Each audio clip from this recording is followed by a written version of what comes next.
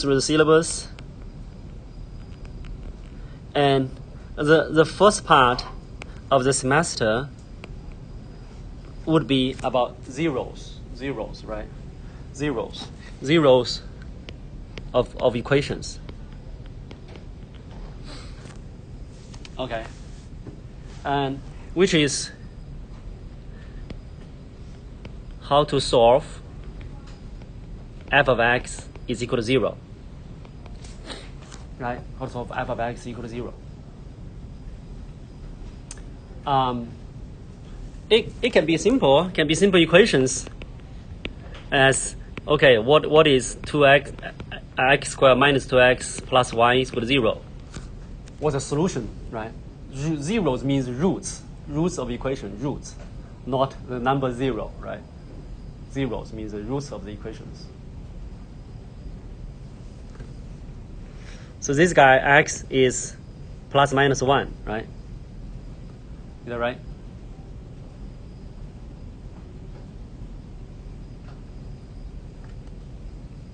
It's actually only plus 1, right? Plus 1. It's degree 2. So it could be a 2-by-2 system here. When I was working with her on a 2-by-2 system, right? I don't want to scare her with letters, with like x, y, z, and I mean you guys should. You should work with letters, to work with notations. Don't try to always work with numbers. You have to think in terms of notations, and then you can generalize it. Right? You have to work with abstract entities, so then you can use that in any setting, right? But anyway, in her case, what I did is I asked her to fill in like things like this, right?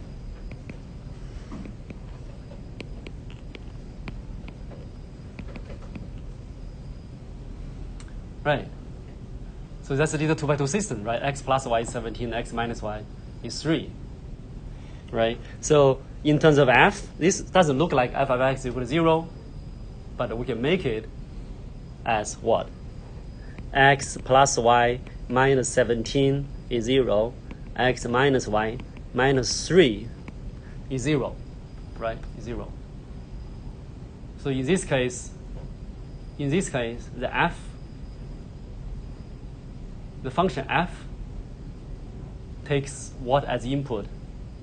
F of x is a function, right? Takes input x, output f of x, right? So here the input is what?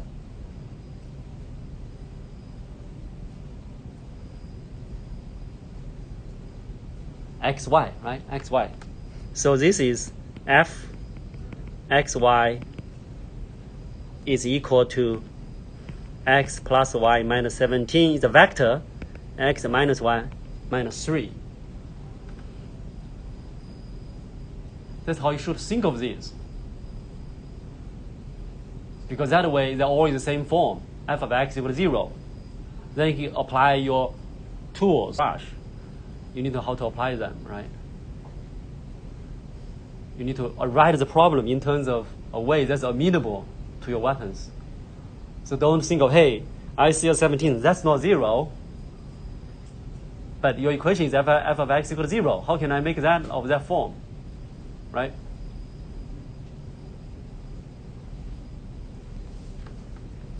I'm going to use this as an example, right? What I will explain next is a very useful set of schemes, which we'll talk about for maybe next week to find the zeros of equations. But it's so much more than that, right? It's a more general kind of tools, which is called iterative schemes. Iterative schemes.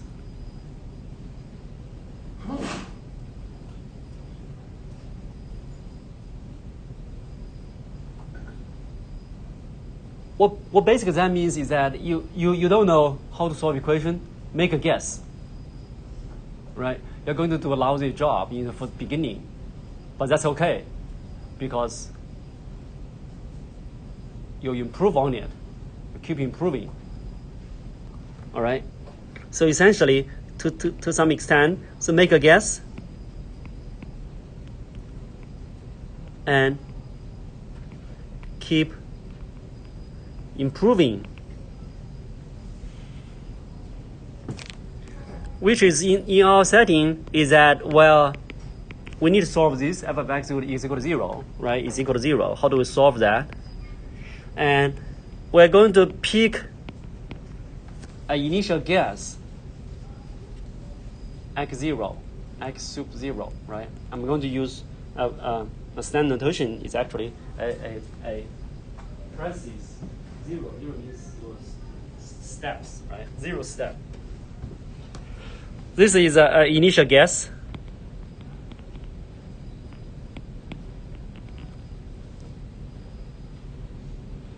And then you try it, right? You try it. You see, oh, that's not exactly the solution. How can I change it, right? So you get your x1. So basically, here is that try x0 and figure out a way to change.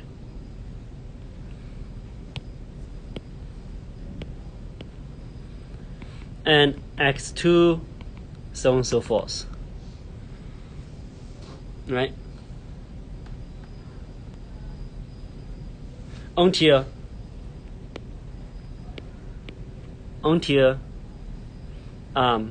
x maybe n that is good enough. That is good enough. What do you mean by good enough? Right? What do you mean by good enough?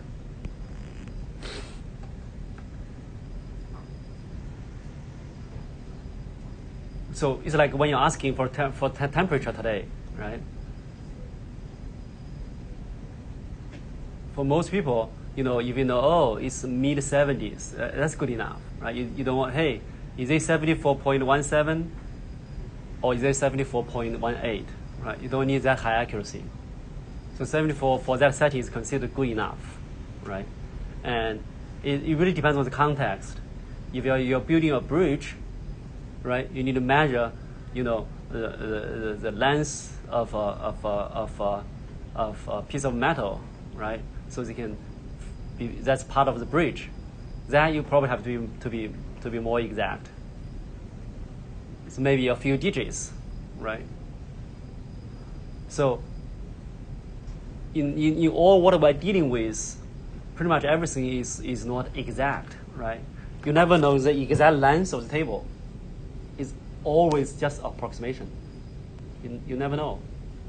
Even if you use you use a measure, you use whatever tool to measure it, your reading is only approximation. There are a few levels of errors in the process.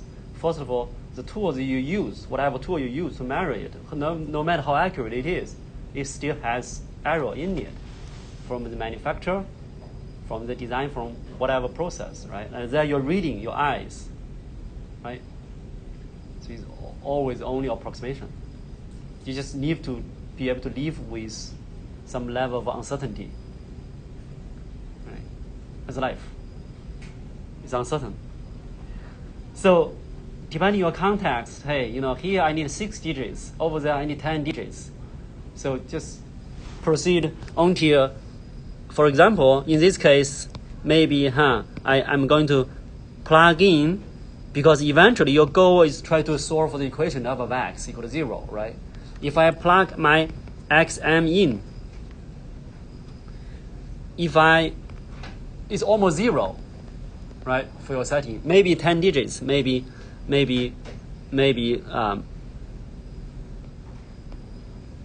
say like 10 to negative 10, right? Then that's good enough. I'm happy with that. I don't need to be I don't need to be exactly 0, right? So let me give an example, right, with that little 2x2 system, right? So when I ask her to guess, just put in 2 numbers, all right? Put in two numbers, and we should at least make one equation match, all right? So the first try is that if I put 8 and 9 there in the box, then I have to put 8 here, right? I put 8 here. Right? I put 8 here. So if I put 9 and 8, it will be 1. It will be 1, right? So what do we do? So 9, 8. And then you figure out, the difference is not large enough. The difference is only 1. Is only 1. To make the difference larger, one way is to make the bigger number even bigger, smaller number even smaller, right? And you've already achieved the first equation, the first component of your equation, f of x. You don't want to ruin that, all right? So you want them to go by the same amount, right? If you increase 9 by 1, you should decrease 8 by 1. That way, the sum is still 17, right?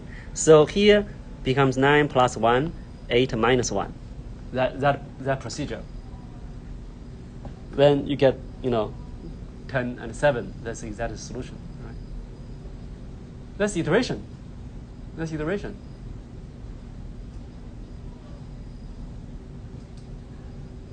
Does this make sense?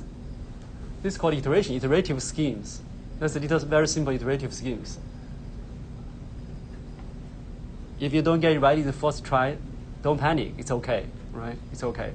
As long as you keep working, you have to keep working. Keep working to make it better. Then it's okay.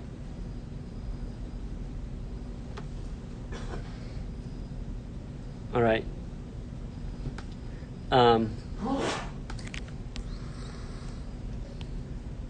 So formally here is that mathematically is a limit, right? The limiting procedure. So if I keep going, here is, I don't know if this looks reasonable. Limit of x n. You can, n is 17, you go one more step, 18. If n is 1,000,000, you go one more step, 1,000,001, right? You can keep going. If this gets closer and closer to alpha, with f of alpha is equal to 0, if you can show one way or the other, right, the limit of your sequence is the solution to your equation, right? Then we say, the iterative scheme converges.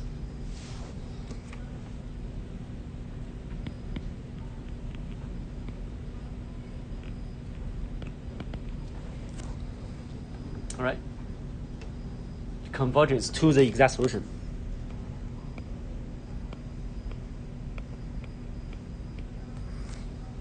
Okay? And we talk about the, we go through some more examples, slightly more involved than 2x2 system. Okay? By the way, I hope everyone of you can solve the 2x2 system in one step. All right? And then we go back and talk about a little more about the convergence and its convergence orders, and so on and so forth, right? So the first example, the first serious example, right, is so-called bisection. Bisection, all right? Bisection. And it comes from a observation or a simple theorem in calculus, which is called what is it? It's called, I think it's intermediate value theorem, IVT. All right, IVT. Okay. What it says is that for a continuous function, f of x, right? Continuous.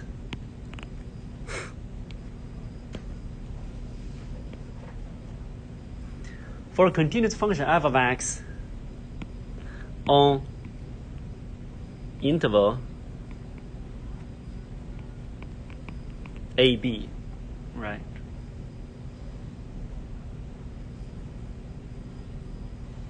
On interval AB. The function takes any value between FA and FB. FA and FB.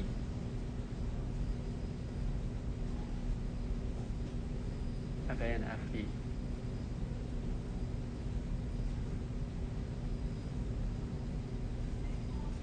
I mean, one kind of waving way of explaining continuity. What do we mean by continuous, right? Is that if you try to plot a function on a piece of paper on the whiteboard, right? You can plot it without your pen leaving the board, leaving the paper. Then it's a continuous function. Versus discontinuous. When it's a jump, you have to leave the board, right? I mean, it has to be a function. This is not very mathematically rigorous. There's epsilon, so-called epsilon delta language, which we're not getting into here. But it has to be a function, meaning for any one x, there is a well-defined f of x, right? Given that assumption, then if you can plot it without your pen leaving your paper, then it's a continuous function, right? It's a continuous function. So then the function, which is you have a function, right? A, B. This simply says that he is FA, he is FB, right? It simply says that it takes any value between FA and FB. If you plot a horizontal line, right, from any value between FA and FB, you're going to cross with the function between A and B. Another intuitive way, right, to think of this is that you think of this red line as a river. Okay, as a river. FA is you're starting from A is on one side of the river. You have to go to the other side of the river. Can you go to the other side of the river without crossing the river? Without getting in the river? I mean, assuming no bridge? There's no way, right? That's a very intuitive way of thinking of this.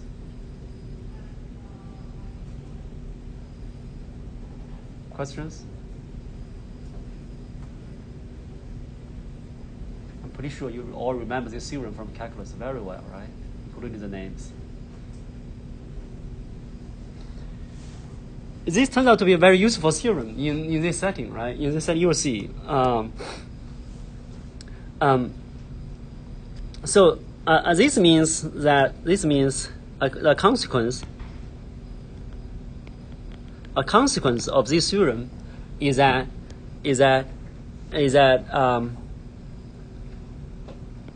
for solving, all right, for solving f of x is equal to 0 on if you are given some sort of interval, right, a, b. If fa times fb is less than 0,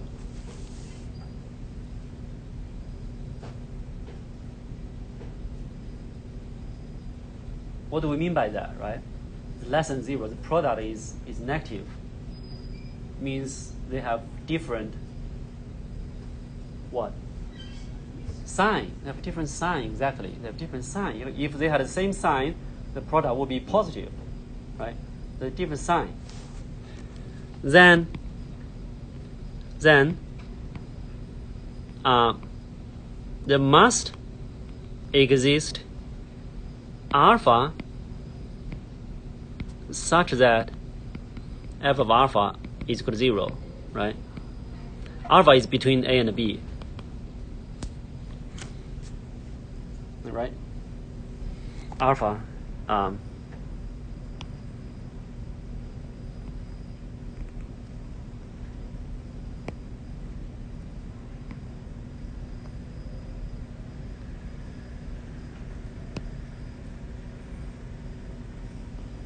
alpha between a and b such that f of r is equal to 0, right?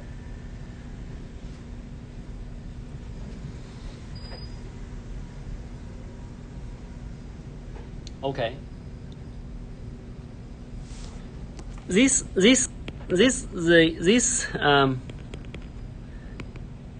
gives the idea for the bisection method.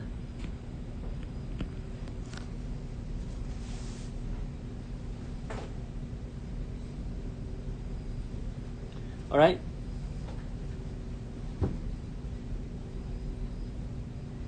If you know there is a 0 between a and b, and if you were to guess, what would you guess?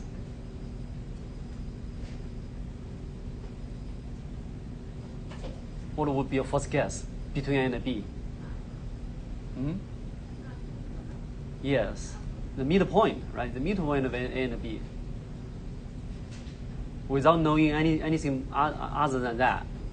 If you know more, maybe you can make a better guess. But we're talking about an algorithm, which is something, is a general weapon again, right? It's very, very general. You need to be able to apply it to any function f. Then the midpoint is not a bad guess. It's a good guess, actually. Right? The first guess is that let's try the midpoint. Again, this iteration, right? Iteration. This iteration. So don't be afraid of making guesses.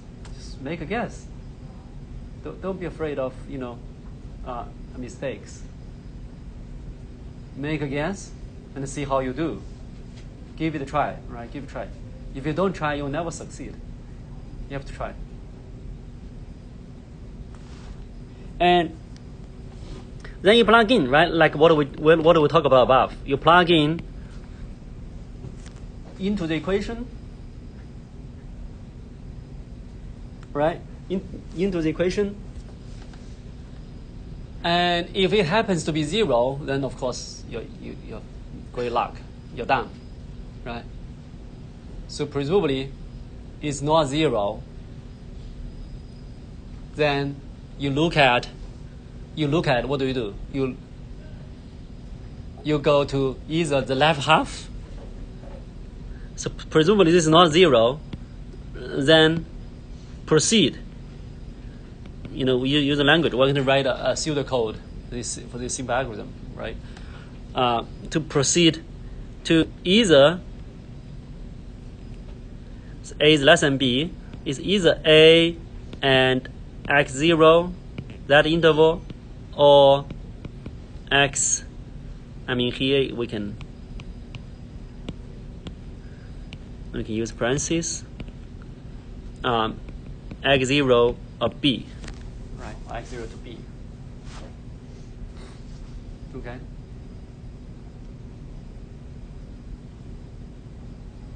So there must be a 0. If your x0 is not 0, then where is the 0, right? Where is 0? It must be either the first half or the second half. That's easy, right? Because you know there must be 1. You try the middle point, that's not it. So it must be either the first half or the second half. And how do you determine which one to go to?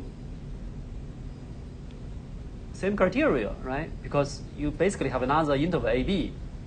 Don't be stuck with the original AB. If in this case, your x0 is your new B. In that case, x0 is your new A. AB is just notation, so just placeholders. As I always use, just apples and bananas, right? It's apple there, that's just notation. So it proceeds to either that depending on the sign of FA times F x0, right? Depending on the sign.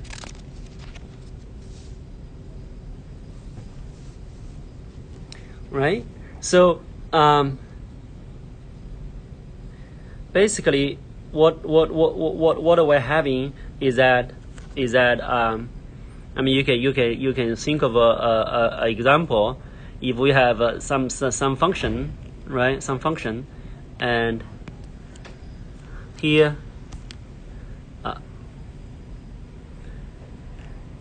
if here is your A, here is your B, right? Here's your B, right? Here's your B. You know, FA is positive, FB is negative, so they have a different sign, and it can be other way. So that's why we write it as a product, right? An easy way to check.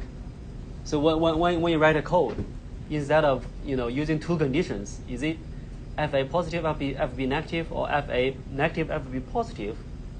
That's two conditions. If you try to write like that, your code is worse than is messy at least than just using one condition. FA times FB is less than 0. Yes, you get that? That one condition includes both, right? So FA times FB is less than 0 is negative. There is a root. So that's our x. That's our x0, right? That's our x0, and then we focus on this part, right? This part, and then you proceed again to its midpoint, right? That would be our x1, right? x1. Okay, x1. And then what do?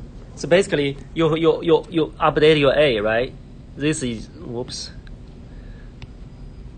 So that's your A.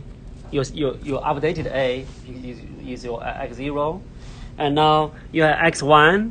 So this becomes your new B, right? Because that's a half that you should go to.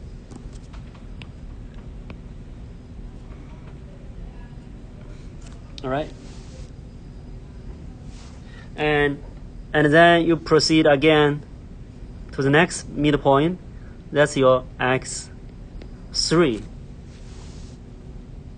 X3. Does it make sense?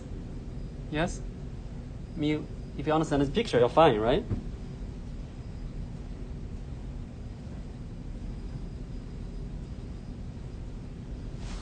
Of course, the very original interval is what we...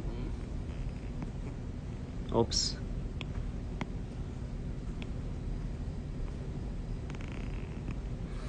Right, the fourth interval, and then the second, you know the midpoint, so you try your midpoint, you know the 0, you try your midpoint, then you see, hey, it must be the second half, you take that guy, you try the midpoint of that guy, yes? When you do the function, starts at 0, dips slightly, goes there, and then it goes up and slowly cascades down. When you hit the midpoint, it's going to be less to the right than to the left. Checking the middle part of that? yeah, you still check the midpoint. Because again, you're supposed to, if you change your algorithm to maybe this, you're talking about maybe converging faster, right? If you change your guess, if you change a different way of guessing, but then I can come up with another counter example that yours is slower. Okay. Did I get your question? Can I write it down on the board? Yeah.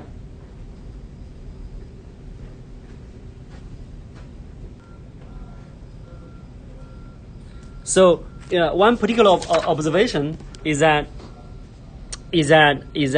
one which is sort of key observation is that if a minus b absolute value is equal to L, all right, it's equal to L. It's equal to L. Okay, which is the length of the interval is L. All right, then after k steps of the algorithm,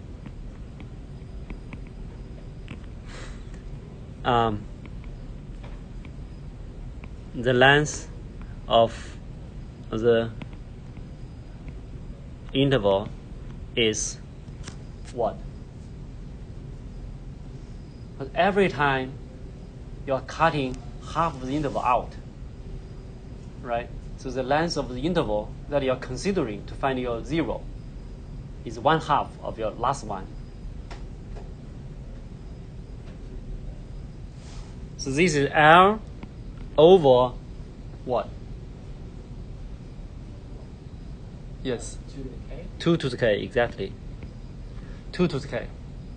One step becomes L over 2. 2 steps becomes L over 4 because it's half of L over 2, right? Do you see that? 2 to the k.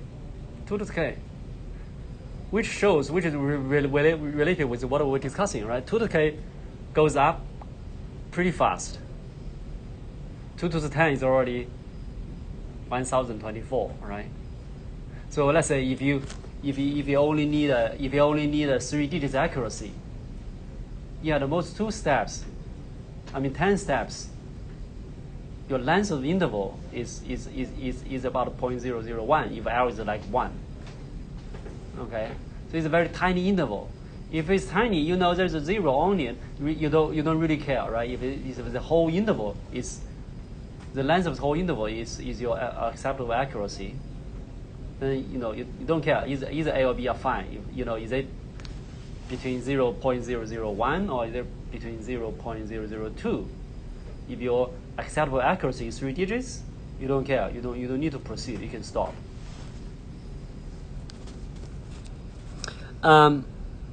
Let's talk about the pseudocode of this, right? Yeah, coding to some extent.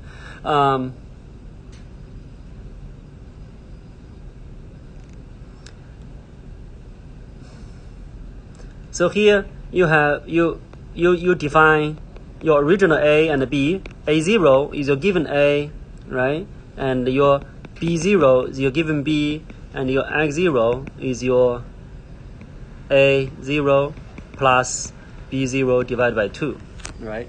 And then you're given some epsilon. Greek letter epsilon is a tolerance. Tolerance, all right? Tolerance.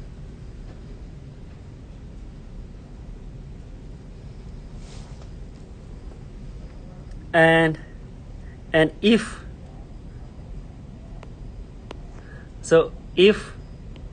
again FA times FB is less than 0, right? In that case, there's a 0 on it.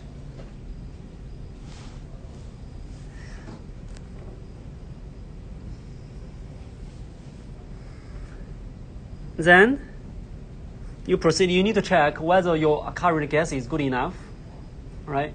If it's good, then you can stop. If it's not good enough, then you proceed. There's something achievable by a while loop, because you never know. If you do, for those who know a little bit of coding, right? There are for loops, while loops. You keep looping around. For loop usually unless you use a break to get out of the loop. Unless for that situation you have to know the exact number of loops. But that's not the case for while. So which is while if you plug in your current guess, all right? So your k, you have to set k equal to 0. While f of xk absolute value is larger than epsilon. All right.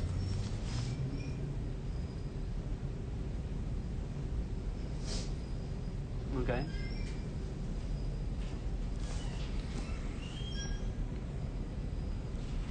Which means your current guess is not good enough. You should do something to change it, right? If it is good enough, you just stop. And then you look, right? You look. Is if f of your ak is your current is beginning just a, right? We define a0 times f xk. If this is less than 0, remember I defined my a0, right? And this is a k0. So my a0 keep update your interval. Your interval is always ak bk.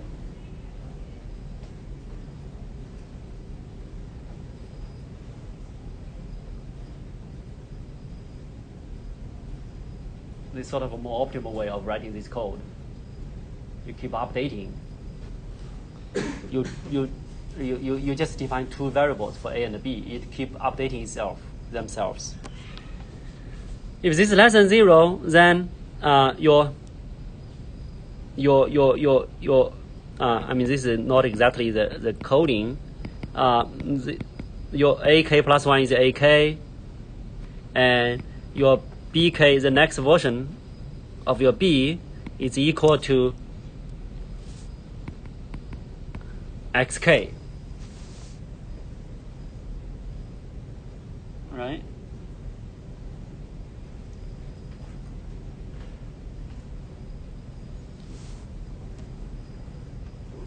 Otherwise, the interval that you should consider next is that ak plus 1 is xk, and your bk plus 1 is your bk. You go to the right half. All right, for the right half, and you have your and if, and now you have updated the interval. You have updated the interval, right?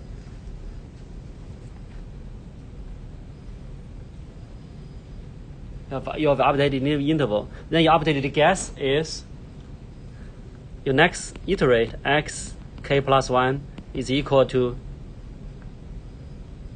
a k plus 1 plus b k plus 1 divided by 2, right?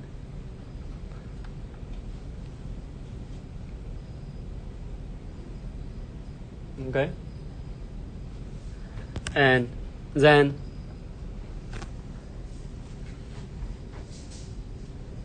what do you do?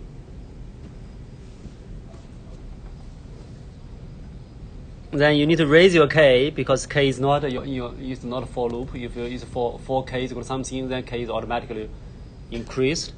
Here you need to raise your k is equal to k plus 1, and then you have the and y, right? And y.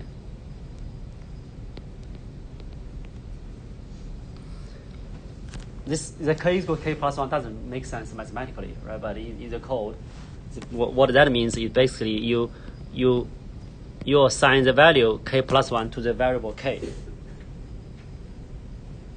Okay, to the variable k.